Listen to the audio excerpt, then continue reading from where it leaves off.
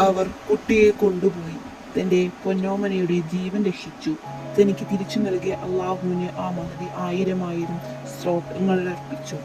ആനന്ദാശ്രുകൾ പൊഴിയുകയും കുഞ്ഞിനെ ചുംബനത്തിൽ പൊതിയുകയും ചെയ്തു. നാളുകൾ നീങ്ങി. കുട്ടിയെ ദിവസേന കൊട്ടാരത്തിൽ കൊണ്ടുപോയി കാണിക്കൽ പതിവാണ്.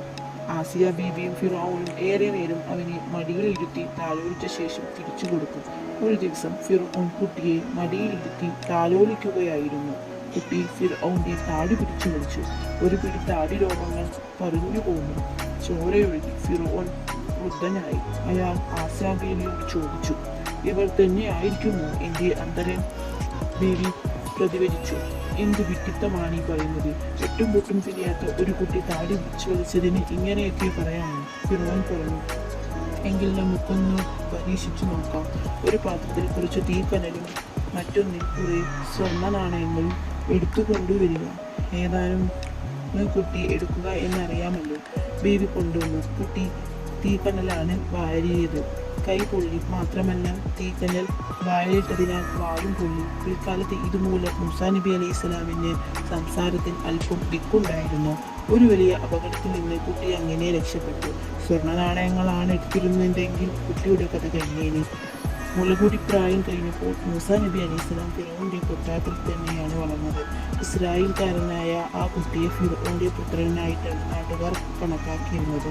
രാജകുമാരനെ പോലെ മൂസാ നബി അലൈഹി സ്വലാം വളർന്നു. ഭാവിയിൽ ഇസ്രായേൽക്കാരെ നയിക്കേണ്ട മൂസാ നബി അലൈഹി സ്വലാം ഫിറോന്റെ കൊട്ടാരത്തിൽ നിന്ന് ഭരണകാര്യങ്ങളെല്ലാം പഠിക്കാൻ അവസരം ലഭിച്ചു.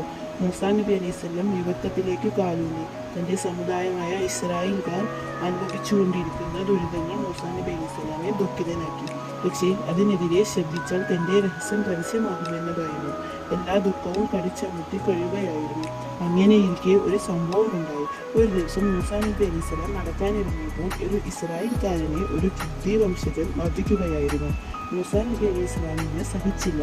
അദ്ദേഹം മുന്നോട്ട് ചെന്നു. ഇസ്രായേൽക്കാരന്റെ നെഞ്ചത്ത് കയറിയിരുന്നു. അയാളുടെ കഴുത്തിൽ പിടിച്ചു നിൽക്കുകയാണ് ഖിബ്തി. താൻ ഇടപെട്ടില്ലെങ്കിൽ ഇസ്രായേൽക്കാരൻ ശ്വാസം മുട്ടി മരിച്ചു പോകുമെന്ന് മൂസാ നബി അലൈഹി സ്വലാമിന് ബോധ്യമായി. അദ്ദേഹം മുന്നോട്ട് ചെന്നു ഒരിടി. ഖിബ്തിയുടെ മർമ്മത്താണത് കൊണ്ടത്. അവൻ ഉടനെ പിടഞ്ഞു മരിച്ചു. മൂസാ നബി അലൈഹി സ്വലാം ഞെട്ടി. കൊല്ലാൻ ഉദ്ദേശിച്ചതല്ല, ഇടി മർമ്മത്തിലായപ്പോയതാണ്. മൂസാ നബി അലൈഹി സ്വലാം ഇസ്രായേൽക്കാരനോട് പറഞ്ഞു, വേഗം സ്ഥലം വിട്ടുകൊള്ളുക. ഈ രഹസ്യം ഞാൻ 2 പേരും മാത്രമേ അറിഞ്ഞിട്ടുള്ളൂ.